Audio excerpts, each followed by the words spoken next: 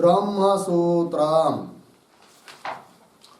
ब्रह्मसूत्र ग्रंथ में page number 456 और 456 पेज के ऊपर से 5 नंबर की पंक्ति है। अंतिम में आया है सतीषु अपि अध्यात्म विषयासु बह्वीषु स्मृतिषु सांख्योग स्मृत्योः एव निराकरणे यत्नः कृतः। ठीक है, तो चलिए भाई, बात यह चल रही है द्वितीय अध्याय प्रथम पाद, और द्वितीय अध्याय के प्रथम पाद का यह द्वितीय अधिकरण चल रहा है, और इस अधिकरण का नाम है योग प्रत्युक्ति अधिकरणम। और इस अधिकरण का विचार विषय है कि योग स्मृति के द्वारा भी क्या ब्रह्म समन्वय के साथ विरोध नहीं है। जैसे सांख्य स्मृति से समन्वय का विरोध नहीं हो पाया क्योंकि सांख्य स्मृति कोई प्रमाण नहीं है, उसी प्रकार योग स्मृति कुछ अंश में प्रमाण होने पर भी तत्वांश में अप्रमाण होने के कारण उस योग स्मृति के द्वारा भी समन्वय का विरोध नहीं हो सकता, समन्वय का निराकरण नहीं हो सकता। अर्थात जगत के प्रति कारण ब्रह्म ही है, प्रधान नहीं है। भले योग सूत्र में जगत का कारण प्रधान को बताया हो, किंतु उससे जगत का कारण प्रधान है इस बात की सिद्धि नहीं है, नहीं हो सकती। अपितु जगत के कारण परमात्मा ही है, ब्रह्म ही है, और उस ब्रह्म बोध कराने में ही सभी श्रुति वाक्यों का तात्पर्य है। अर्थात ब्रह्म में ही सभी वाक्यों का, वेद वाक्यों का समन्वय है, इस बात को बता रहे हैं। तो योग स्मृति का भी खंडन किया अभी तक, उसी न्याय से जो सांख्य स्मृति का खंडन करने के लिए दिए थे। अब पूछा जा रहा है कि जैसे आपने सांख्य और योग स्मृति का निराकरण बहुत प्रयत्न पूर्वक किया, उस प्रकार बौद्धादि जो स्मृतियां हैं उनका निराकरण करने के लिए विशेष प्रयत्न किया हुआ दिखता नहीं है, ऐसा क्यों? तो उसका उत्तर दे रहे सतीषु इत्यादि पंक्ति के द्वारा। सतीषु इस पंक्ति के पूर्व में अवतरण के रूप में एक वाक्य शायद कल लिखा था ना, हाँ, क्या लिखा था कि ननु बौद्धादि स्मृतयः अत्र किम इति न निराकृताः। बौद्धादि स्मृतियों का यहाँ पर निराकरण क्यों नहीं किया, जैसा कि आपने सांख्य और योग स्मृति का निराकरण किया। ऐसा प्रश्न उपस्थित होने पर उत्तर दे रहे भगवान भाष्यकार सतीषु इत्यादि पंक्ति के द्वारा। तो पंक्ति को देखिए, शब्दों का थोड़ा अन्वय करते हैं। तो सतीषु अपि, इसके बाद इसको छोड़कर आगे से पकड़ेंगे। अध्यात्म विषयासु बह्वीषु स्मृतिषु, फिर भी चाहिए सतीषु अपि। आगे सांख्य योग स्मृत्यो हो एव, आगे सरल है।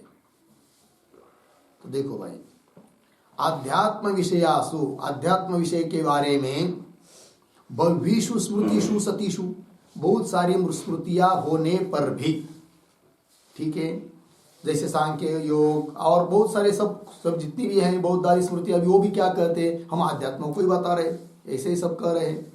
तो बह्वीषु स्मृतिषु सतीषु अपि होने पर भी सांख्य योग स्मृत्यो एव, सांख्य स्मृति और योग स्मृति इन दोनों का ही निराकरण किया, निराकरण यत्न कृत, प्रयत्न किया आपने।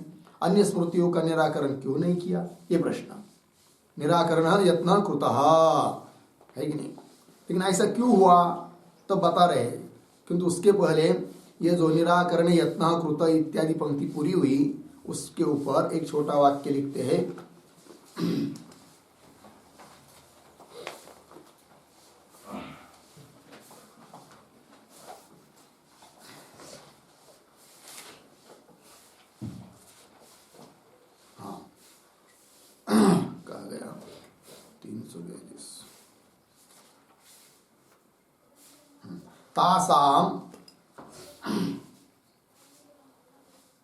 तासाम बौद्धादि स्मृतीनाम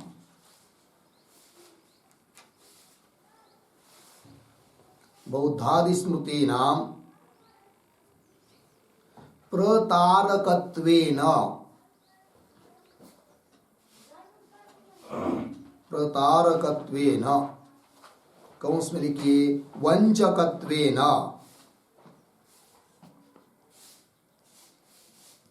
वंचकत्वेन प्रसिद्धत्वात् प्रसिद्धत्वात् अर्धविराम अशिष्टैः अशिष्टैः पशुप्रायैः गृहीतत्वात् गृहीतत्वात् वेदबाह्यत्वाच्च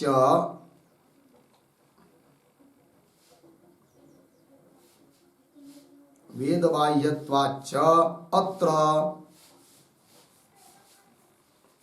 उपेक्षा इति भावः अत्र उपेक्षा इति भावः। ठीक है, अर्थ को देखिए भाई। तासाम बौद्धादि स्मृति नाम, तो उनका निराकरण क्यों नहीं किया? तो वो जो बौद्धादि स्मृतियां है उनकी उपेक्षा, स्मृति नाम उपेक्षा इति भाव। क्यों? इसलिए कि सभी लोगों को पता है कि वह प्रतारक है करके। बौद्धादि स्मृतियां प्रतारक है मतलब वंचक है, ठगाने वाली है। ठीक है ना? तो बौद्धादि स्मृति नाम प्रतारकत्वेन वंचकत्वेन प्रसिद्धत्वात् एक बात। दूसरी बात है अशिष्टैः गृहीतत्वात्, अशिष्ट लोग जो वेद को प्रमाण नहीं मानते ऐसे बौद्ध, उन्होंने उसका ग्रहण किया हुआ है, अतः उनको बहुत ज्यादा निराकरण करने की जरूरत नहीं है। तो अशिष्ट ही वेद प्रामाण्य न मानने वालों के द्वारा उसका ग्रहण हुआ है। कैसे वो लोग बौद्ध आदि जो कि वेद को प्रमाण भी नहीं मानते, तो कर रहे पशु प्राय ही, पशु तुल्य, ऐसे उन लोगों के द्वारा उसका स्वीकार किया गया है। दूसरी बात वेदबाह्य है, वेद मूलक बिल्कुल नहीं है कि नहीं? वेद विरुद्ध है, अतः उनकी क्या कर दिया यहाँ पर? उपेक्षा। ये तात्पर्य। आगे चलिए फिर सांख्य स्मृति और योग स्मृति का ही बहुत ज्यादा क्यों निराकरण किया, तो उसको बता रहे आप। सांख्य योगौ ही परम पुरुषार्थ साधनत्वेन लोके प्रख्यातौ शिष्टैः च परिगृहीतौ लिंगेन च शौतेन उपगृहीतौ। ऐसा है सांख्य और योग स्मृति के बारे में, अतः उनका विशेष रूप से निराकरण करना पड़ता है। तो क्या है, शब्दों का थोड़ा अन्वय करेंगे। ही पीछे सांख्य योगौ, आगे परम पुरुषार्थ साधनत्वेन, परम पुरुषार्थ साधनत्वेन लोके प्रख्यातौ शिष्टैः च परिगृहीतौ च, उसके पीछे च शौतेन, फिर उसके पीछे लिंगेन, च शौतेन लिंगेन उपगृहीतौ। ठीक, देखो भैया। और सांख्य योग स्मृति का क्यों विशेष प्रकार से निराकरण करना पड़ा? इसलिए कि ही, क्योंकि ये तो ही सांख्य योग, सांख्य और योग परम पुरुषार्थ साधनत्वेन लोके प्रख्यातौ, प्रख्यात, प्रख्यात का मतलब प्रसिद्ध। ठीक है ना? लोक में परम पुरुषार्थ जो मोक्ष, उसका साधन के रूप में प्रख्यात है, अर्थात प्रसिद्ध है। कौन? सांख्य स्मृति योग स्मृति लोग ऐसा मानते हैं। और उधर ही लोग जाएंगे तो उनको मोक्ष मिलेगा ही नहीं, क्योंकि भेद ज्ञान से मोक्ष होता नहीं है। जबकि सांख्य शास्त्रकार और योग शास्त्रकार भेद का ही प्रतिपादन करते हैं, उनके यहाँ पुरुष नाना है और उनसे तो मोक्ष मिलेगा नहीं फिर, अतः उनका खंडन करना अत्यंत आवश्यक है। तो परम पुरुषार्थ साधनत्वेन लोके प्रख्यातो, प्रसिद्ध है। और दूसरी बात शिष्टैः च परिगृहीतौ, और वेद को प्रमाण तो मानते हैं वो, भले वेद का अर्थ उनको समझ में नहीं आया, दूसरा ये कुछ कई चिन्ह मिल गया उसको लेकर अपनी बात बताई, वो बात अलग है, किंतु बिल्कुल वेद का निराकरण तो करते नहीं है बौद्ध आदि की तरह, अतः वो शिष्ट है। और लोगों को क्या पता, इसीलिए लोग भी समझते हैं कि ये क्या है, शिष्ट लोग है, अर्थात वेद का प्रामाण्य मानने वाले हैं। तो शिष्ट ही परिगृहित कौ परिगृहित सांख्य योग शिष्ट ही च परिगृहित, शिष्टों के द्वारा परिगृहित है। कपिल मुनि आदि आदि करके, पंचशिकाचार्य, ईश्वर कृष्ण आदि शिष्ट ही परिगृहित। और शौतेन लिंगेन उपमृहित, शौत लिंग श्रुति में उसके कहीं कहीं पर चिन्ह मिल जाते हैं, है कि नहीं। भले श्रुति का तात्पर्य उस अर्थ में न भी हो, किंतु वैसा वैसा शब्द दिखाई दिया तो अपने तरफ लगा लेते हैं। तो वही करे, च शौतेन लिंगेन उपमृहित, उपमृहित का अर्थ होता है पुष्ट, पुष्ट कर लेते हो अपने मत को शौत लिंग से, इसलिए उनका निराकरण करना आवश्यक है। तो बोलेंगे कहा उनको शौत लिंग मिल जाता है, श्रुति में भी उनको अपना मत सिद्ध करने के लिए चिन्ह मिल जाता है, उदाहरण तो बताओ। तब उदाहरण दिया जा रहा है, तत्कारणम सांख्य योगाभिपन्नम ज्ञात्वा देवम उच्यते सर्वपाशैहि इति, इस प्रकार से, ठीक है ना। तो देखो भाई कैसा अन्वय करेंगे इसका, तत्कारणम सांख्य योगाभिपन्नम देवम ज्ञात्वा, अंतिम में सर्वपाशैहि पीछे मुच्यते इति। तो तत्कारणम जगत आदि का कारण और सांख्य योग के द्वारा अभिपन्न प्राप्त ऐसा जो देव, उस देव को जानकर सभी पापों से मुक्त हो जाता है, ऐसा श्रुति बता रही है श्वेताश्वेतर उपनिषद। और सांख्य योगाभिपन्नम लिखा है, सांख्य और योग के द्वारा प्राप्त होने वाला देव है कि नहीं, जो कि जगत आदि का कारण है, उसको जानकर। और यहाँ पर सांख्य योग शब्द आया, इसका मतलब वो समझ लेते हैं कि क्या सांख्य और योग का प्रतिपादन उपनिषदों में हुआ है। इस प्रकार से शौत लिंग उनको मिल जाते हैं। अतः कोई भी उस सांख्य शास्त्र के तरफ, योग शास्त्र की तरफ प्रवृत्त हो जाता है, और प्रवृत्त होगा तो फिर उसका कल्याण तो होगा नहीं। अतः वहां से निराकरण करने के लिए उनका खंडन करना हमें अवश्य है। इसलिए उनका बहुत ज्यादा खंडन किया सांख्य योग का, और भी आगे बहुत होने वाला है। ठीक है, चलिए। तो ये जो श्रुति है ना, इस श्रुति का थोड़ा सा अर्थ लिख लेते हैं। तो प्रतीक है तत्कारणम, तत्कारणम बराबर तेषां प्रकृतानां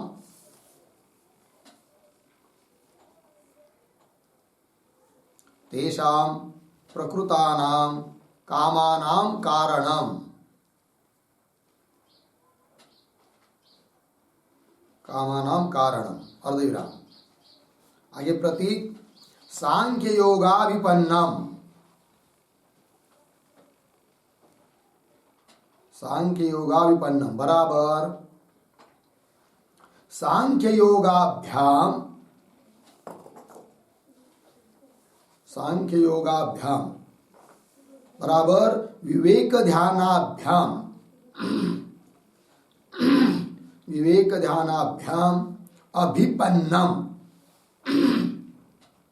अभिपन्नम बराबर प्रत्यक्तया प्राप्तम, प्रत्यक्तया प्राप्तम देवं ज्ञात्वा, देवं ज्ञात्वा। आगे प्रतीक सर्वपाशैहि बराबर अविद्यादिभिः, अविद्यादिभिः मुच्यते इत्यर्थः, मुच्यते इत्यर्थः। ठीक है, देखो भाई अर्थ। तो तत्कारण मतलब वहां श्वेताश्वेतर उपनिषद में वहां का जो भी प्रसंग होगा, पीछे कुछ बताया होगा, उसी लेकर तत्कारण मतलब तेषाम प्रकृत जो है वो कामादिक उनका कारण, यह जगत का कारण। कैसा? देव। कौन? सांख्य योगाभिपन्न, सांख्य और योग के द्वारा अर्थात विवेक और ध्यान के द्वारा अभिपन्नम, प्रत्यक्ष रूप से प्राप्त जो देव, उस देव को जानकर सर्व पाशै, सभी पापों से, सभी पाशों से, कौन पाश? अविद्यादिक पाश, उनसे मुक्त हो जाता है। इस प्रकार के शब्द मिल जाते सांख्य योग, अतः उनको चिन्ह मिल जाते कि हमारा ही प्रतिपादन इसमें हुआ है, किंतु उसका अर्थ तो होता अलग ही रहता है, वो समझते नहीं है। ठीक है ना, वो आगे बता रहे इसका अर्थ क्या है करके। ठीक है, तो चलिए हाँ, इस प्रकार के चिन्ह हो गए ना। आगे चलिए, निराकरणम तू न सांख्य ज्ञानेन वेद निरपेक्षेन योग मार्गेण वा निश्रेयसम अधिगम्यते इति। क्यों निराकरण किया, उसका स्पष्ट उत्तर करें अब। निराकरणम तो निराकरणम तो इत्यादि जो पंक्ति है उसके पीछे अवतरण के रूप में एक वाक्य लिखेंगे। स्मृतिद्वयस्य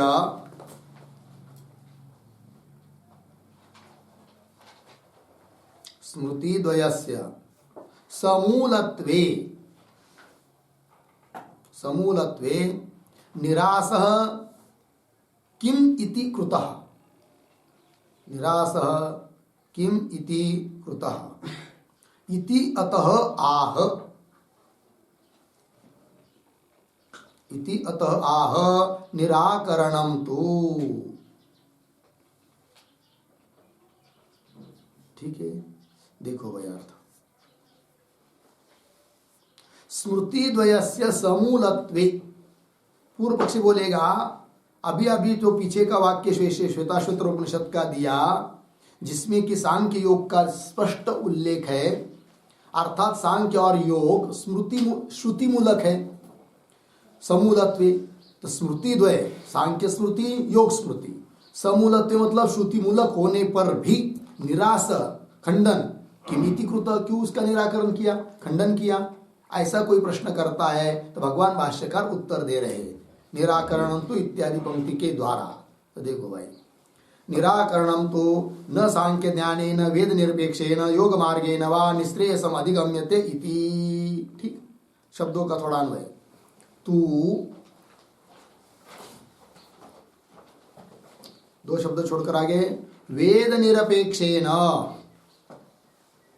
पीछे सांख्य ज्ञानेन, आगे योग मार्गेण वा निश्रेयसम, फिर पीछे आइए न, निश्रेयसम के बाद पीछे आकर न, अंतिम में अधिगम्यते इति, फिर शुरू का शब्द इति निराकरणम। ठीक है, अर्थ देखो भाई। तू परंतु क्या जी कि वेद निरपेक्षेन सांख्य ज्ञानेन योग मार्गेण वा, वेद निरपेक्ष मतलब वेद का अभिप्राय न समझने के कारण वेद के निरपेक्ष हो गए। भले वो समझ रहे कि हमारी स्मृति श्रुति मूलक है, किंतु ऐसा नहीं है, श्रुति कह रही अलग, ये कह रहे अलग, अर्थात वेद से निरपेक्ष ही हो गए। तो वेद निरपेक्ष ऐसा जो सांख्य ज्ञान और योग मार्ग, इनके द्वारा निश्रेयसम न अधिगम्यते, निश्रेयसम मोक्ष, कल्याण, मोक्ष, न अधिगम्यते प्राप्त नहीं होता है। इति मतलब अतः, इस कारण से, इति हेतु हो क्या, निराकरणम कृतम इति शेष, उनका निराकरण इसलिए किया है क्योंकि उनके द्वारा मोक्ष की प्राप्ति होती नहीं है। आगे चलिए, श्रुति ही वैदिकात, क्यों उनके ज्ञान से मोक्ष नहीं मिलता है, फिर कौन से ज्ञान से मोक्ष मिलता है, तब स्पष्ट कर रहे हैं। श्रुति ही वैदिकात आत्मैकत्व विज्ञानात् अन्यत् निश्रेय साधनम वारयति। ठीक है, बात देखिए भाई, श्रुति क्या करती है, वैदिकात आत्मैकत्व विज्ञानात्, आत्मैकत्व विज्ञानात् इसका विशेषण है वैदिकात। तो श्रुति वैदिक मतलब वेद प्रतिपादित जो आत्मैकत्व विज्ञान, ब्रह्मात्मैक्य का ज्ञान, उस ज्ञान से अन्यत निश्रेयस साधनम वारयति, उस ज्ञान को छोड़कर, वैदिक आत्मज्ञान को छोड़कर, वेदोक्त आत्मज्ञान ब्रह्म ज्ञान को छोड़कर अन्य निश्रेयस साधनम वारयति, अन्य दूसरा कोई भी निश्रेयस का साधन, मोक्ष का साधन नहीं है, ऐसा श्रुति बताती है। वारयति साधन मना करती है, लग गया। अर्थात केवल ब्रह्मात्मैक्य ज्ञान से ही मोक्ष प्राप्त होता है, अन्य ज्ञान से नहीं। बोलेंगे ऐसा श्रुति बता रही है, कहाँ बता रही है, जरा उदाहरण एक दो बताओ। तो उदाहरण दे रहे आगे, श्रुति का उल्लेख कर रहे हैं। तम एव विदित्वा अतिमृत्युमेति नान्य पंथा विद्यते अयनाय इति, साक्षात कह रहे श्रुति। तम एव विदित्वा, उस परमात्मा तत्व को जानकर ही क्या, अतिमृत्युम एति, मृत्यु का उल्लंघन करके जाता है, मृत्यु से पार हो जाता है। इति नान्य पंथा विद्यते अयनाय, अयनाय अन्य पंथा न विद्यते, अयनाय मोक्षाय, मोक्ष के लिए अन्य दूसरा कोई मार्ग है ही नहीं है, एकमेव मार्ग है ज्ञान, वन वे है कि नहीं, दूसरे किसी कोई पर्याय ही नहीं उसके लिए, ठीक है ना। हाँ, तमेव विदित्वा अतिमृत्युमेति नान्य पंथा विद्यते अयनाय इति, लग गया। ऐसा श्रुति बता रही है। फिर सांख्य योग लोग वो क्या बताते हैं, वो तो ऐसा अद्वैत ज्ञान बताते नहीं है, ब्रह्मात्मैक्य ज्ञान, वो तो द्वैतवादी है, अतः उनके ज्ञान से मोक्ष नहीं मिलता। तो कैसे द्वैतवादी है वो स्पष्ट करे आगे। द्वैतिनः ही ते सांख्या योगाश्च न आत्मैकत्वदर्शिनः, मिल गया थोड़ा अन्वय। ही ते सांख्या योगाश्च, ही ते सांख्या योगाश्च, पीछे द्वैतिनः, अंतिम में आत्मैकत्वदर्शिनः न, ठीक है। और ते सांख्या योगाश्च, वो सांख्याचार्य लोग और योगाचार्य लोग वो कैसे हैं, द्वैतिनः, द्वैत का प्रतिपादन करने वाले हैं। उन्होंने पुरुष को असंग माना, लेकिन पुरुष नाना माना है, अर्थात द्वैत का अवलंबन करते हैं। तो द्वैतिनः आत्मैकत्वदर्शिनः न, ब्रह्म और आत्मा सभी पुरुष आत्मा एक ही है, ब्रह्म तत्व एक ही है, इस प्रकार का प्रतिपादन वो करते नहीं है। आत्मैकत्वदर्शिनः न, लग गया जी। अभेदवादी नहीं है, वो भेदवादी है, और भेद से मोक्ष मिलता नहीं है। यदि भेद से मोक्ष मिल जाता तो अभी तक सभी जीव मुक्त हो जाते, क्योंकि सभी के हृदय में अनादिकाल से बैठा हुआ है कौन, भेद, द्वैतवादी है सब। किसी के भी बिना पढ़े हुए भी उनके हृदय में भेद होता ही है कि मैं अलग हूँ, ईश्वर अलग हूँ, परमात्मा अलग है, किंतु उस ज्ञान से मोक्ष मिलता नहीं है। यदि उस द्वैत ज्ञान से मोक्ष मिलता तो अभी तक सब मुक्त हो जाते, किंतु मुक्त नहीं हो रहे। अतः द्वैत से मोक्ष नहीं, अद्वैत तत्व से ही मोक्ष मिलता है। आगे चलिए। यत्तु दर्शनम उक्तम तत्कारणम सांख्य योगाभिपन्नम इति वैदिकम एव तत्र ज्ञानम ध्यानम च सांख्य योग शब्दाभ्याम अभिलप्यते प्रत्यासत्ते इति अवगंतव्यम, ठीक है। अब देखो भाई, अभी जो ऊपर बताया था कि नहीं, क्या तत्कारणम सांख्य योगाभिपन्नम ज्ञात्वा देवम उच्यते सर्वपाशैः, ऐसी श्रुति में उनको चिन्ह मिल जाते सांख्य और योग शब्द होने के कारण। अतः हमारा मत श्रुति सम्मत है, ऐसा सांख्याचार्य योगाचार्य लोग बोलते हैं, किंतु वहां के शब्दों का अर्थ अलग होता है, वो उनको पता नहीं। तो क्या अलग होता है, तो भगवान भाष्यकार कह रहे यत्तु इत्यादि पंक्ति के द्वारा। अब तो देखो भाई, यत्तु दर्शनम उक्तम तत्कारणम सांख्य योगाभिपन्नम इति वैदिकमेव तत्र ज्ञानम ध्यानम च सांख्य योग शब्दाभ्याम अभिलप्यते, क्यों, प्रत्यासत्ते इति अवगंतव्य। तो थोड़ा सा अन्वय कर लेंगे शब्दों का। तत्कारणम सांख्य योगाभिपन्नम इति, पीछे शुरू से यत्तु दर्शनम उक्तम, यत्तु दर्शनम उक्तम, फिर आगे तत्र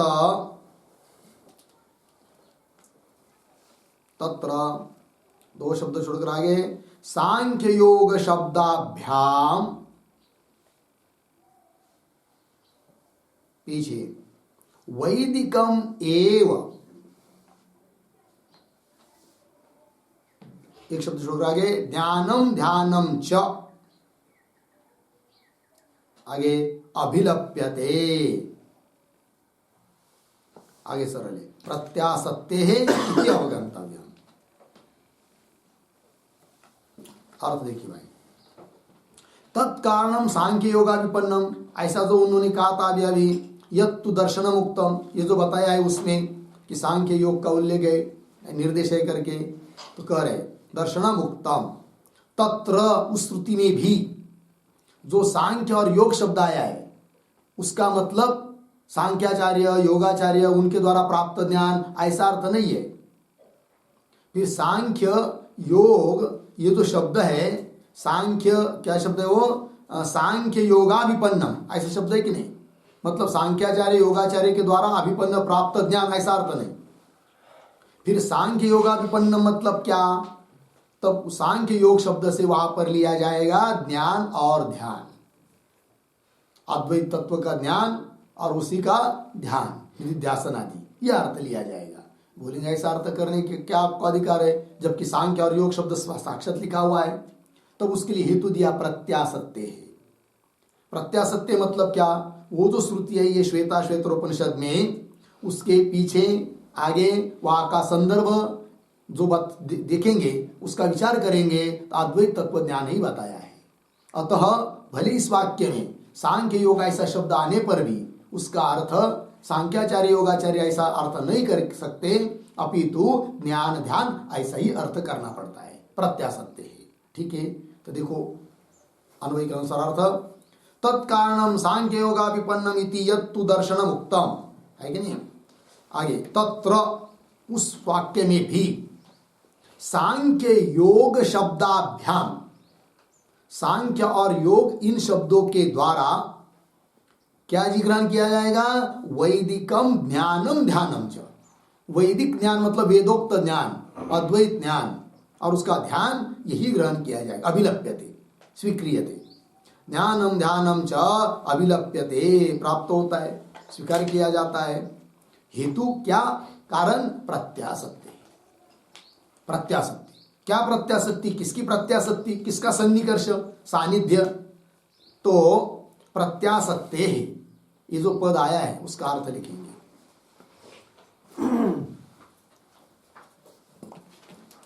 श्रुतिस्थ सांख्य योग शब्दयोः, श्रुतिस्थ सांख्य योग शब्दयोः सजातीय श्रुत्यर्थ ग्राहितत्वात्, ग्राहित्वात्, सजातीय श्रुत्यर्थ ग्राहित्वात् इति यावत्, या इति भावः, सजातीय श्रुत्यर्थ ग्राहित्वात्। अर्थ देखिए भाई, श्रुतिस्थ, श्रुति में विद्यमान जो सांख्य और योग शब्द है उनका क्या अर्थ ग्रहण करेंगे, तो श्रुतिस्थ सांख्य योग शब्दयो हो सजातीय श्रुत्यर्थ ग्राहित्वा, सजातीय श्रुति अर्थ का वो ग्रहण करने वाले हैं। सजातीय मतलब उसके पीछे आगे जो श्रुतियां है ज्ञान का प्रतिपादन करने वाली, उन सब का विचार करके ज्ञान और ध्यान इस अर्थ को ही ग्रहण करने वाले वो शब्द सांख्य योग शब्द जो कि श्रुति में आए हुए हैं। लग गया अर्थ। चलिए, प्रत्यासत्ते इति अवगंतव्यम, ऐसा जानना चाहिए, हो गया। फिर आगे चलिए, अब ये न तु अंशेन न विरुद्धेते, अब कौन बात कहनी है, तो ये न के पूर्व में एक छोटा वाक्य अवतरण, किम किम सर्वांशेषु, सर्वांशेषु स्मृति अप्रामाण्यम, स्मृत्य प्रामाण्यम, प्रश्न चिन्ह, स्मृति अप्रामाण्यम प्रश्न चिन्ह, आगे न इति आह, ये न इति, ठीक है, देखो भाई यार, अब कोई बोलेगा, पूछेगा वेदांतियों को, आपने सांख्य स्मृति योग स्मृति का निराकरण कर दिया, खंडन कर दिया, क्या वो सांख्य और योग स्मृति सर्वांशेषु संपूर्ण पूर्ण टोटल क्या वो अप्रमाण है क्या, या कुछ अंश में प्रमाण है क्या, आपका मत है इसके बारे में? ऐसा पूछेगा कोई वेदांतियों को, क्या कि सर्वांशेषु सभी अंशों में स्मृति अप्रामाण्यम, सांख्य योग स्मृति अप्रमाण है, तो उत्तर देंगे न इतिहास, ऐसा नहीं, कुछ अंश में प्रमाण है मानते हैं हम, लेकिन सभी अंश में प्रमाण नहीं है। तो बोलेंगे अच्छा ऐसी बात है, तो बताओ फिर कौन अंश में प्रमाण होगी, कौन अंश में प्रमाण नहीं है? तो देखिए, येन तो अंशेन न विरुद्धेते तेन इष्टम एव सांख्य योग स्मृत्यो सावकाशत्वम, ये दे दिया थोड़ा अन्वय, येन तो अंशेन न विरुद्धेते, येन तो अंशेन न विरुद्धेते, तेन, दो शब्द छोड़कर आगे, तेन सांख्य योग स्मृत्यो सावकाशत्वम, पीछे इष्टम एव, अर्थ देखिए भाई, ये न तो अंश, जितने अंश में, जितने अंश से न विरुद्ध देते, विरुद्ध नहीं है, वेद के विरुद्ध नहीं है, सांख्य स्मृति चाहे योग स्मृति जितने अंश में वेद के विरुद्ध नहीं है, ये न तो अंश न विरुद्ध देते, तेन उस अंश से सांख्य योग स्मृत्यो सावकाशत्वम इष्टमेव, उतने अंश में तो सांख्य स्मृति और योग स्मृति में सावकाशत्वम, सावकाशत्वम करते प्रामाण्यम, इष्टम एव, उतने अंश में तो वो प्रमाण है, इस बात को हम मानते हैं, जितने अंश में वो वेद के विरुद्ध नहीं है। ठीक है, फिर बोलेंगे अच्छा ऐसी बात है, तो कौन है अविरुद्ध अंश, वो तो बताओ फिर। सांख्य स्मृति में ऐसा कौन सा अंश है कि जो वेद के विरुद्ध नहीं है, अर्थात प्रमाण है?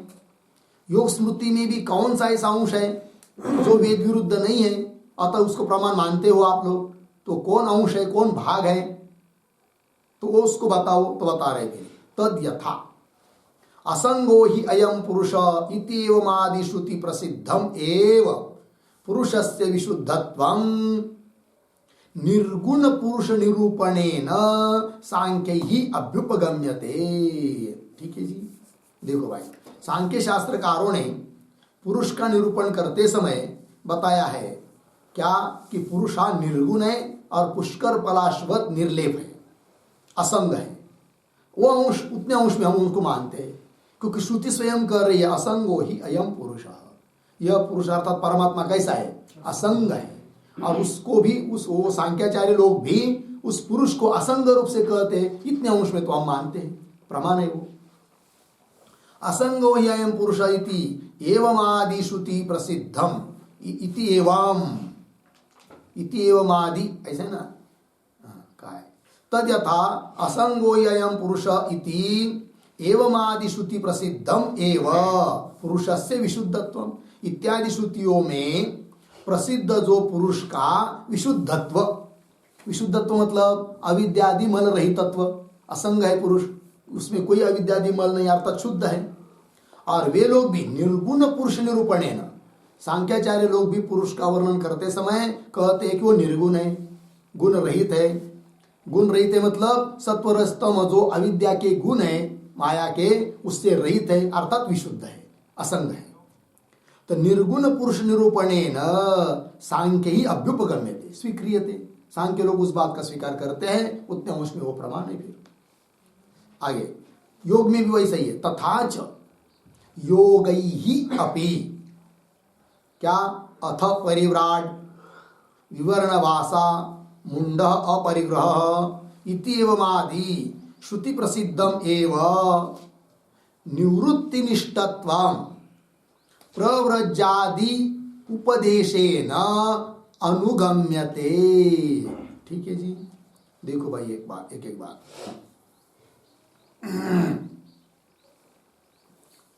तो कहा तथा योगई इत्यादि ना, इसके पहले जो वाक्य पढ़ा हमने, तद यथा असंगो ही इत्यादि, तो तद यथा इसके पूर्व में एक छोटा वाक्य लिखिए अवतरण।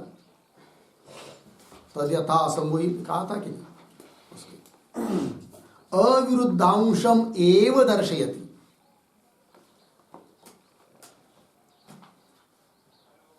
अविरुद्धांशम एव दर्शयति तद यथा इति। अविरुद्धांश को ही दिखा रहे हैं भगवान भाष्यकार, ठीक है, तद यथा इत्यादि पंक्ति के द्वारा। तो सांख्य शास्त्र में कौन अविरुद्धांश है इस बात को दिखा दिया। अब योग शास्त्र में भी अविरुद्धांश कौन है इस बात को दिखा रहे अब इस पंक्ति से। तो पंक्ति को पढ़ता हूं, तथा च योग ही अपि अथ परिव्राट विवर्णवासा मुंड अपरिग्रह इत्येवमादि श्रुति प्रसिद्धम एव, जो बात श्रुति में प्रसिद्ध है उसी बात को कथन करते हैं, उतने अंश में वो प्रमाण है योग स्मृति भी। तो श्रुति प्रसिद्धम एव निवृत्तिनिष्ठत्वम प्रव्रज्यादि उपदेशेन अनुगम्यते, ठीक है। देखो एक एक बात, तद यथा योगई अपि अथ परिव्राट, परिव्राट मतलब परिव्राजक सन्यासी, कैसा रहे, विवर्णवासा, विवर्णवासा शब्द का अर्थ होता है कषाय वस्त्रधारी, गिरुआ वस्त्रधारी। पुनः मुंड मतलब सिर मुंडन किया हुआ है कि नहीं, चप्पी मुंडन। और अपरिग्रह, परिग्रह से रहित होना चाहिए परिव्राजक को, ऐसा श्रुति बता रही है। और इसी बात का उपदेश वो भी करते, कौन, योगी लोग। अतः उतने अंश में प्रमाण है, ठीक है ना। इतिवमादि श्रुति प्रसिद्धम एव, श्रुति में प्रसिद्ध जो बताया है परिव्राजक के लिए, तो उस श्रुति प्रसिद्धम एव निवृत्तिनिष्ठत्वम, निवृत्तिनिष्ठत्वम अर्थात निवृत्ति मार्ग, उस निवृत्ति मार्ग को बताते हैं योगी लोग, उतने अंश में प्रमाण नहीं है। निवृत्तिनिष्ठत्वम प्रव्रज्यादि उपदेशेन, प्रव्रज्या इत्यादि का उपदेश के द्वारा निवृत्तिनिष्ठत्वम अनुगम्यते, मानते हैं, स्वीकार करते हैं, बताते हैं योगी लोग भी। अतः उतने अंश में प्रमाण है। और अष्टांग योग का उन्होंने निरूपण किया जिससे कि चित्त की एकाग्रता हो जाती है, उतने अंश में भी प्रमाण है, क्योंकि अष्टांग योग का वर्णन श्रुति में भी आया यम नियम आदि का, ठीक है जी। चलिए अनुगम्यते आगे, एतेन सर्वाणि तर्क स्मरणानि प्रतिवक्तव्यानि, ठीक है। अब कौन बात बता रहे हैं, अतिदेश कर रहे हैं। तो ये जो पंक्ति आ रही है एतेन सर्वाणि, एतेन इसके पूर्व में एक छोटा वाक्य लिखते अवतरण,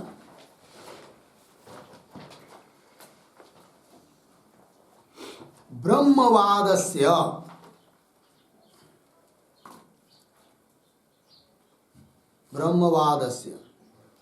कनभक्षादि स्मृतिभिः, कनभक्षादि स्मृतिभिः विरोधम आशंक्य,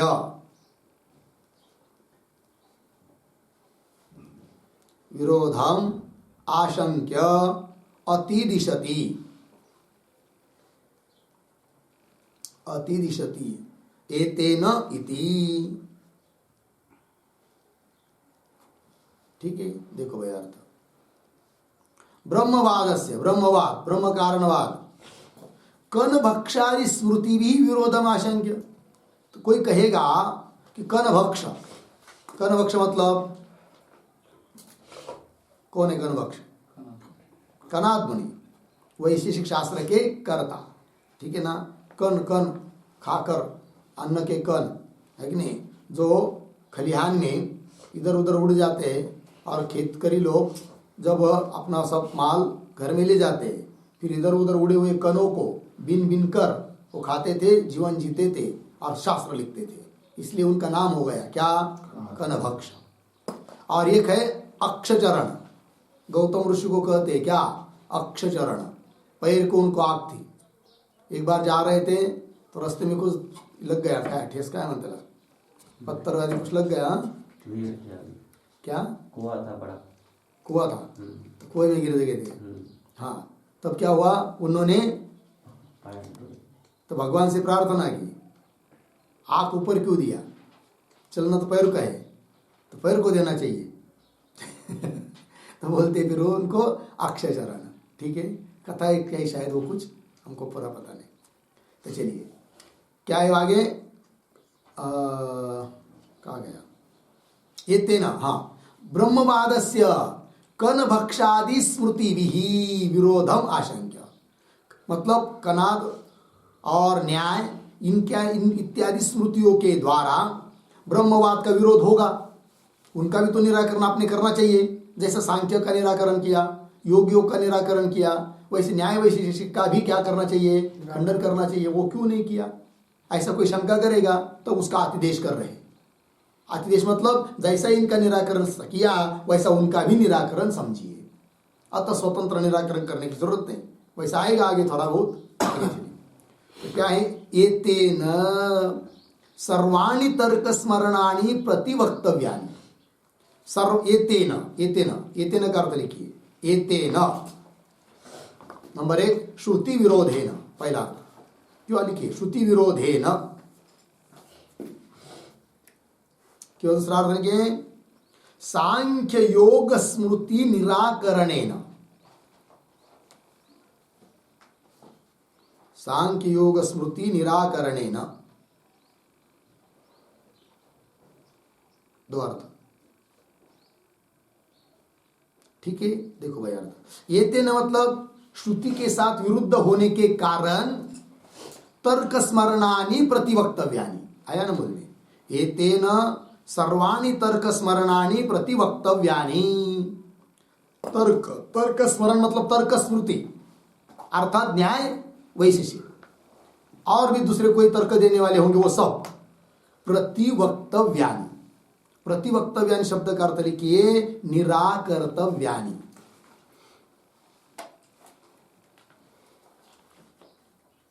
प्रतिवक्तव्यानि का मतलब है निराकर्तव्यानि।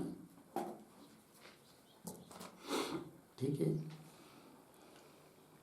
तो श्रुति के साथ विरुद्ध होने के कारण सभी तर्क स्मृतियों का भी निराकरण समझना चाहिए। एक बात, क्यों मां सांख्य योग निराकरण, सांख्य और योग का निराकरण किया तो उससे ही समझना चाहिए कि तर्क स्मरणों का, तर्क स्मृतियों का भी क्या हुआ, निराकरण समझना चाहिए। ये बात, तर्क स्मरणानि प्रतिवक्तव्यानि। आगे चलिए, तानि अपि तर्क उपपत्तिभ्याम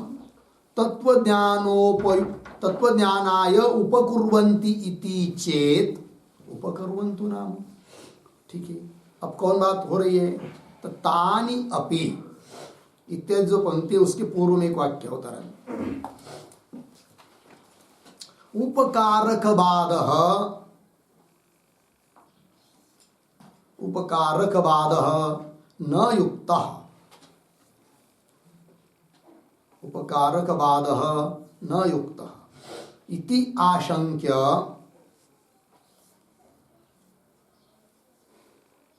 इति आशंक्य यह अंशः, यह अंशः उपकारकः, उपकारकः सः न बाध्यः, सः न बाध्यः, किंतु किंतु तत्वांशः इति आह, किंतु तत्वांशः इति आह तानि इति। ठीक है,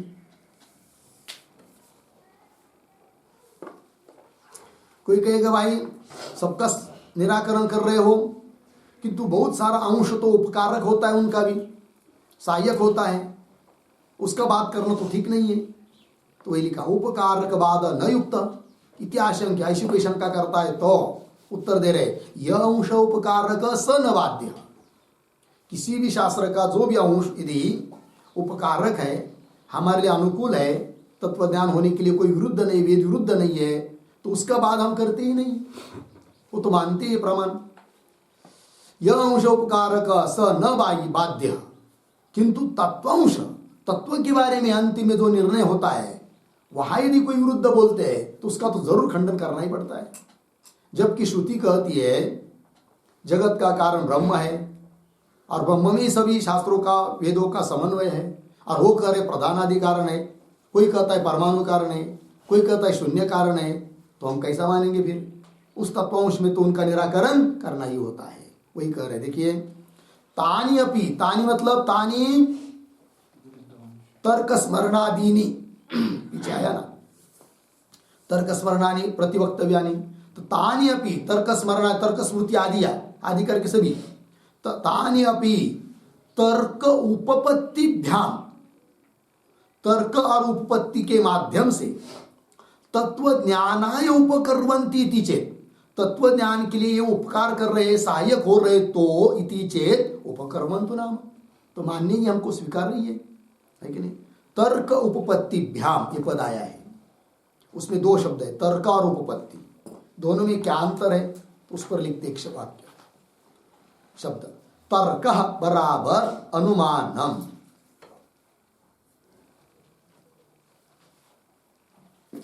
तर्क बराबर अनुमानम अर्धविराम, तद अनुग्राहिका युक्ति, तद अनुग्राहिका युक्ति उपपत्ति, उपपत्ति अर्धविराम या पूर्णविराम, स्मृति नाम अप्रामाण्यात्, स्मृति नाम अप्रामाण्यात् ताभि समन्वयस्य, ताभि समन्वयस्य न विरोधः इति सिद्धम्, समन्वयस्य न विरोधः इति सिद्धम् हो गया। देखो भाई सारांश बताओ इस वाक्य का, तो मूल तर्क, तर्क शब्द का अर्थ करेंगे अनुमान, और उपपत्ति शब्द का अर्थ करते हैं तद अनुग्राहिका, उस अनुमान को सहायक, अनुग्राहिका युक्ति, उस युक्ति का नाम उपपत्ति। ठीक है ना जी, ये बात है, अनुमान और युक्ति इनके माध्यम से ऐसा उसका अर्थ होगा। तो आइए मूल वाक्य में, तानि अपि तर्क उपपत्तिभ्याम, वे भी तर्कादि स्मृतियां तर्क और उपपत्ति के द्वारा, अनुमान और युक्ति के द्वारा तत्व ज्ञानाय, हमारा अद्वैत तत्व ज्ञान के लिए सहायक बन रही हो कुछ अंश में, तो उपकुर्वन्ति इति चेत, उपकुर्वन्ति इति चेत उपकुर्वन्तु नाम, उपकार करते तो उपकार करने दो, कोई दिक्कत नहीं हमें। किंतु फिर तत्व ज्ञानम तो वेदांत वाक्येभ्य एव भवति, न अवेदवित् मनुते तम बृहंतम, तम तु औपनिषदम पुरुषम पृच्छामि इति एवमादि श्रुतिभ्यः। ठीक है, ये अंतिम का वाक्य, थोड़ा अन्वय करेंगे। श्रुति वाक्य है ना बीच में, अवेदवित्, एक शब्द और आगे, तम बृहंतम, वही पर पीछे श्रुति वाक्य में न मनुते, फिर आगे तम तु औपनिषदम पुरुषम पृच्छामि इति एवमादि श्रुतिभ्यः। फिर शुरू में आइए, तत्वज्ञानम तु वेदांत वाक्येभ्यः एव भवति। ठीक है, देखिए अर्थ भाई, तो श्रुति इत्यादि वेदांत वाक्य से ही तत्व ज्ञान होता है। श्रुति बता रही है, कौन श्रुति दिया? अवेदवित् तम बृहंतम न मनुते, ये पहली श्रुति तैतरीय। अवेदवित्, अवेदवित् मतलब अवेदज्ञ, अर्थात जो वेद को शब्द और अर्थ से नहीं जानता है, ऐसा व्यक्ति तम बृहंतम, उस बृहंतम अर्थात उस ब्रह्म को, परमात्मा को न मनुते, जान नहीं सकता। कौन? अवेदवित्, जो वेद को नहीं जान रहा है, अवेदवित् है, अवेदज्ञ है, वह ब्रह्म को नहीं जान सकता। ब्रह्म को वही जानेगा जो वेद को जान रहा है, शब्द से और अर्थ से। ये मतलब अर्थात वेदांत वाक्य वेद वाक्य से ही तत्व ज्ञान होगा, अन्य वाक्य से नहीं, ये महत्व की बात। और कह रहे तम त्वोपनिषदम पुरुषम पृच्छामि, मैं तो आपसे उस औपनिषद पुरुष को पूछ रहा हूं। औपनिषद मतलब उपनिषद गम्य, उपनिषद के द्वारा ही जो जाना जाता है, ऐसे पुरुष को मैं पूछ रहा हूं। ऐसा भी आया इस बृहदारण्यक उपनिषद में। इति एवं आदि श्रुतिभ्य, इन श्रुतियों के आधार पर यह निर्णय होता है क्या कि तत्व ज्ञानम तो वेदांत वाक्येभ्य एव भवति। तत्व ज्ञान तो वेदांत वाक्य से ही होता है, श्रुति वाक्य से ही होता है। तर्क के बल पर वेदांत ज्ञान अर्थात अद्वैत तत्व ज्ञान होता नहीं है। तत्व ज्ञान तर्क के बल पर नहीं होता है, यह योग सांख्य और किसी स्मृति के द्वारा भी नहीं होता है। केवल उपनिषद वाक्यों से ही, वेदांत वाक्यों से ही तत्व ज्ञान होता है। इस बात को बता दिया, हो गया। ये हो गया भाई इस तीसरे सूत्र का भाष्य पूरा हुआ। इसके साथ साथ यह द्वितीय अधिकरण भी यहाँ पर समाप्त होता है। ठीक है, फिर और आगे का अधिकरण है तीसरा अधिकरण। तीसरे अधिकरण का नाम है विलक्षणत्वाधिकरण, है ना। तो चलिए फिर अब वो तीसरे अधिकरण में चलते हैं। तो 3 नंबर का अधिकरण जिसका नाम लिखिए विलक्षणत्वाधिकरणम।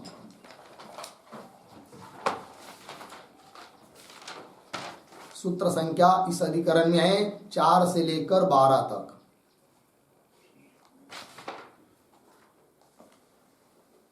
फिर नीचे की पंक्ति में लिखेंगे वैलक्षण्याभासस्य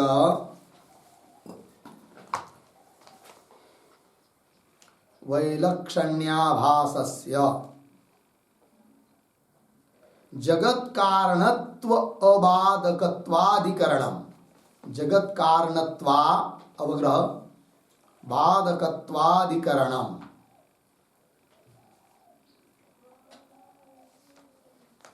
अबाधकत्वाधिकरणम पूर्ण विराम हो गया। फिर नीचे की पंक्ति में लिखते हैं नंबर 1 संगति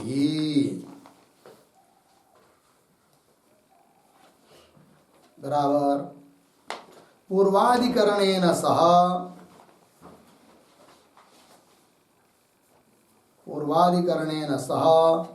अस्य अधिकरणस्य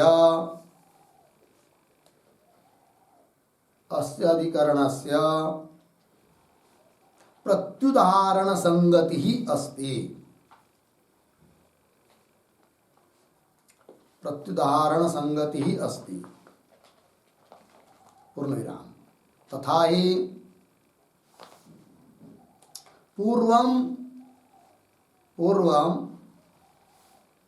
श्रुति विरुद्ध सांख्यादि स्मृतौ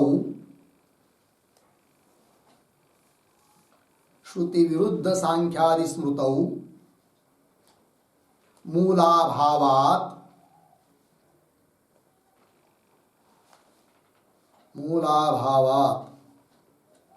अप्रामाण्यम अविहितम।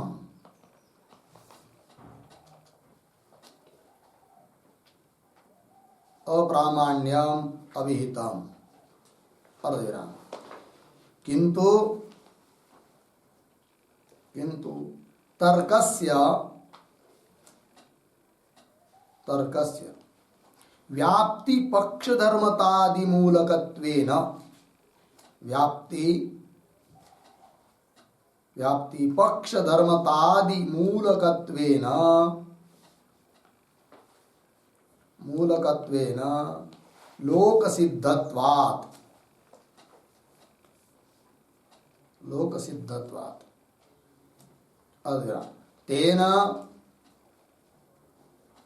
तेन समन्वयस्य विरोधः अस्ति एव। तेन समन्वयस्य विरोधः अस्ति एव पूर्णविराम। इति एवं प्रत्युदाहरण संगति ही अस्ति।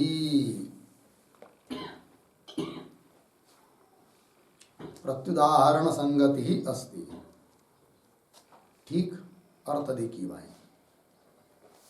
ये विलक्षणत्वाधिकरण है, 4 से 12 तक सूत्र संख्या। तो क्या पूर्व पक्षी कहेगा कि ब्रह्म को कारण मान रहे हो आप और कार्य है जगत, किंतु दोनों में अत्यंत विलक्षणता है। ब्रह्म चेतन, जगत अचेतन जड़ है, अर्थात उनमें कार्य कारण भाव बनेगा नहीं, क्योंकि कार्य कारण भाव वहां होता है जहां कार्य कारण के समान धर्म होते हैं। अर्थात यहां पर दोनों में विलक्षणता है, वही लक्षण्य है। अतः उस विलक्षणता के कारण कार्य कारण भाव नहीं बनेगा, अर्थात ब्रह्म जगत का कारण नहीं है, ये पूर्व पक्षी का अभिप्राय रहेगा। किंतु सिद्धांती कहते हैं तुम्हारा जो वैलक्षण्य रूप तर्क तुम दे रहे हो वो कोई वास्तविक तर्क नहीं है, अपितु वैलक्षण्याभास है। और उस वैलक्षण्याभास के कारण जगत कारणत्व अबाधकत्व, जगत का कारण जो ब्रह्म हमने बताया है उसका कोई बाध नहीं है। वही कह रहे जगत कारणत्व अबाधकत्वाधिकरणम, जगत का कारण ब्रह्म है, उस बात के लिए बाधक नहीं है तुम्हारा वैलक्षण्याभास, ये सिद्ध करना है। ठीक है, तो आइए एक एक बात को देखेंगे। तो संगति, तो पूर्व अधिकरण के साथ इस अधिकरण की संगति है प्रत्युदाहरण संगति। ठीक है, कैसे उसको स्पष्ट कर रहे। पूर्वम श्रुति विरुद्ध सांख्यादि स्मृतौ मूलाभाव, श्रुति से विरुद्ध है सांख्यादि स्मृति, अतः उसके लिए कोई मूल नहीं है, मूल का अभाव है, श्रुति प्रमाण नहीं है।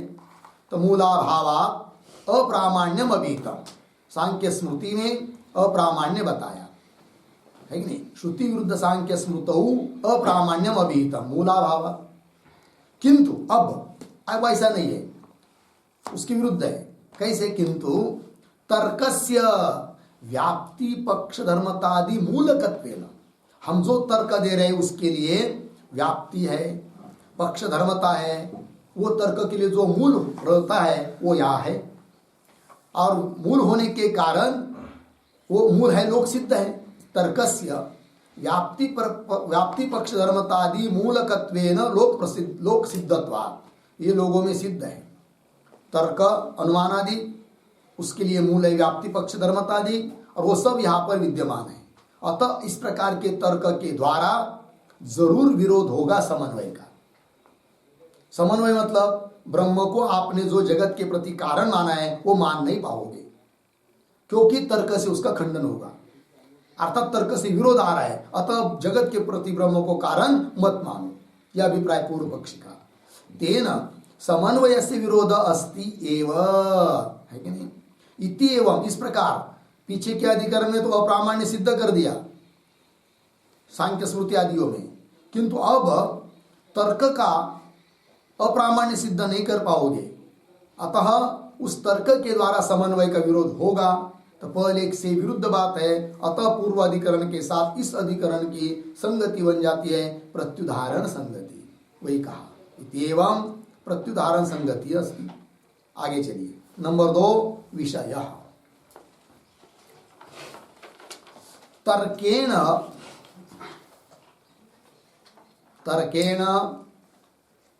ब्रह्म समन्वयस्य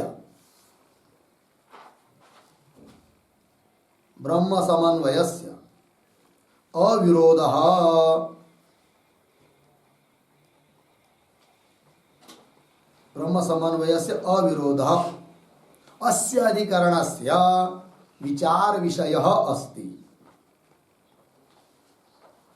अस्य अधिकरणस्य विचार विषयः अस्ति।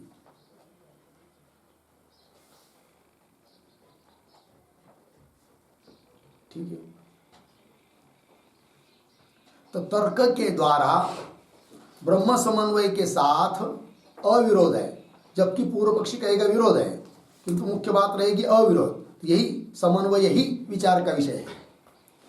तो ब्रह्म समन्वय से अविरोध अस्य अधिकरणस्य विचार विषय अस्ति। ठीक, फिर आगे चलते नंबर 3 संदेह। देखते हैं, वैलक्षण्यात्मक तर्केन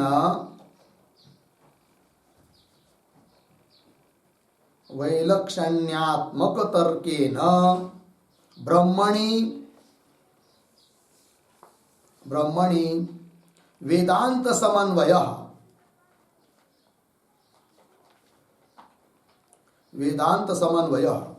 विरुध्यते न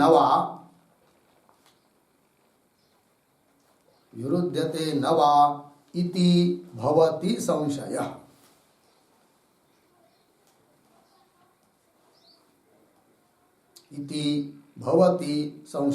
ठीक, देखो भैया अर्थ वैलक्षण्यात्मक तर्केन, विलक्षणता है कार्य कारण में, और इस प्रकार के तर्क से ब्रह्म में वेदांत का जो समन्वय आपने कहा है उसके साथ उस तर्क के द्वारा वो समन्वय विरुद्ध होता है या नहीं, अर्थात समन्वय का बाद होता है या नहीं होता है तर्क से, ये हुआ संदेह। ठीक है, तब आएगा पूर्व पक्षी। तो 4 नंबर पूर्व पक्ष। अचेतनम जगत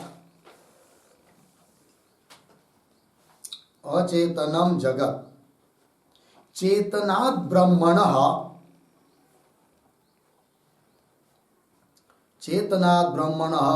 न जायते।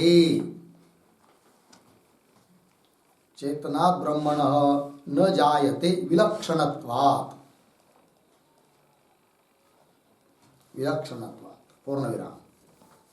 ब्रह्म कार्यत्वेन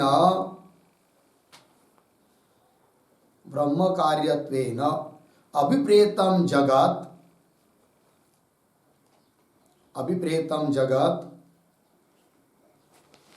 ब्रह्म विलक्षणम अचेतनम अशुद्धम च दृश्यते। अचेतनम अशुद्धम च दृश्यते। पूर्ण विराम। ब्रह्म च जगत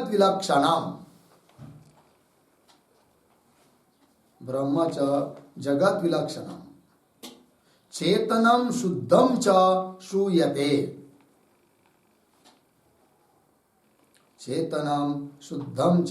श्रूयते।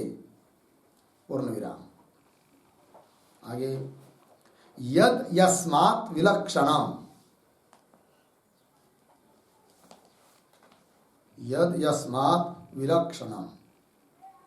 तत्तस्मात् न जायते।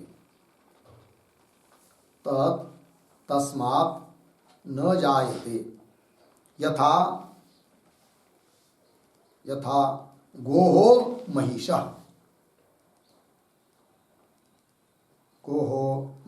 पूर्ण विराम। तंतु विलक्षणः घटः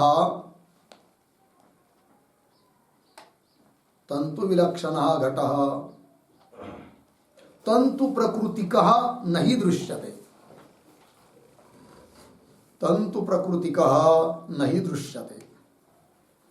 पूर्ण विराम। तस्मात् अचेतनत्वादि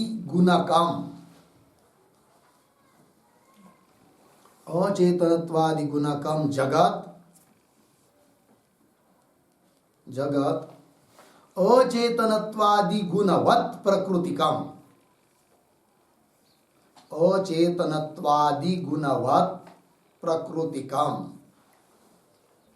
प्रकृतिकम अभ्युपेयम्। पूर्ण विराम। इति अनेन तर्केण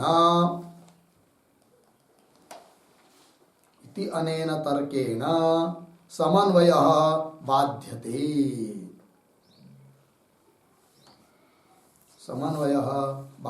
ठीक, देखो भैया। तो पूर्व पक्षी कहता है तर्क के द्वारा समन्वय का वाद है। कैसे बता रहा है वो कहता है अचेतनम जगत कैसा है? अचेतन जड़, और वह जड़ जगत चेतना ब्रह्मण न जायते, चेतन ब्रह्म से उत्पन्न नहीं हो सकता। क्यों? विलक्षणत्व, दोनों में भिन्न भिन्न लक्षण है। एक चेतन है, एक जड़ है। कारण चेतन है, कार्य जड़ है। चेतन कारण से अचेतन जगत कैसा उत्पन्न होगा? ये कह रहा है वो। वही कह रहा है आगे, ब्रह्म कार्यत्वेन अभिप्रेतम जगत ब्रह्म विलक्षण, ब्रह्म का कार्य जो कार्य के रूप में माना गया अभिप्रेत जो जगत, वह जगत ब्रह्म से विलक्षण है। कैसा? अचेतन है जगत, अशुद्ध है जगत, दृश्यते। और ब्रह्म च जगत विलक्षण, कार्य रूप में अभिप्रेत जो जगत उससे विलक्षण है कौन? ब्रह्म। कैसा है वो ब्रह्म? चेतनम शुद्धम च श्रूयते। तो विरुद्धता आ रही है। कारण जो ब्रह्म मान रहे आप उसमें वो चेतन है, अशुद्ध है, और कार्य जो जगत वो अचेतन है, अशुद्ध है, गुणों से युक्त है, त्रिगुणात्मक है जगत, वही अशुद्धता है उसकी, है ना। और एक नियम है वो बोल रहा है पूर्व पक्षी, क्या? यद्यस्मात् विलक्षणम तत्तस्मात् न जायते। जो जिससे विलक्षण होता है वह उससे उत्पन्न नहीं होता है। जैसे यद, यद कोई भी लीजिए, यद गौ, यस्मात् विलक्षणम महिष विलक्षणम, भैंस से विलक्षण है गाय, तत् गौ तस्मात् महिषी से न जायते। भैंस से गाय उत्पन्न होती है नहीं, या गाय से भैंस उत्पन्न होती है क्या? नहीं, क्योंकि दोनों में विलक्षणता है कि नहीं। गाय से गाय या बैल ही उत्पन्न होगा क्योंकि उनमें समानता है। घट से मिट्टी से घट ही होता है, मिट्टी से पट नहीं होता। तंतु से पट ही होता है, तंतु से घट नहीं होता, क्योंकि दोनों में विलक्षणता है। तो वही नियम फिर, यदि अस्मात् विलक्षणम तत्तस्मात् न जायते यथा गोहो महिष। और उदाहरण दिया, तंतु विलक्षण घट, तंतु से विलक्षण है कौन? घट। और ऐसा जो घट वह घट तंतु प्रकृति का न, प्रकृति उपादान कारण, तंतु उपादान कारण वाला नहीं है कौन? घट, क्योंकि तंतु से विलक्षण है, नहीं दृश्यते। तस्मात् इसलिए अचेतनत्वादि गुणकम जगत, अचेतन ऐसे जो सत्वरस्तम गुण वाला जगत, अचेतनत्वादि गुणवत प्रकृति का, अचेतन स्वरूप जो गुण वाली प्रकृति है उससे ही जगत उत्पन्न होता है ऐसा मानना चाहिए। ब्रह्म से जगत उत्पन्न होता है यह कहना ठीक नहीं। कौन कह रहा है? पूर्व पक्षी। प्रकृतिकम अभ्युपेयम इति अनेन तर्केण, इस तर्क से समन्वय का वाद होता है। तर्क के बल पर, युक्ति के बल पर समन्वय का बात करने का प्रयास कर रहा है कौन? पूर्व पक्षी। समन्वय मतलब जगत के प्रति ब्रह्म कारण नहीं हो सकता, विलक्षणता, विलक्षण रूप तर्क से वो कह रहा है। बहुत विस्तार पूर्वक बात आएगी अधिकरण में। तो अधिकरण के जो 6 अंग होते हैं उन 6 अंगों में से 4 अंगों का दिखान किया, 2 अंग बाकी है, उसका विचार हम लोग करते हैं। ओम पूर्णमदः पूर्णमिदं पूर्णात् पूर्णमुदच्यते पूर्णस्य पूर्णमादाय पूर्णमेवावशिष्यते। ओम शांति शांति शांति। शंकरम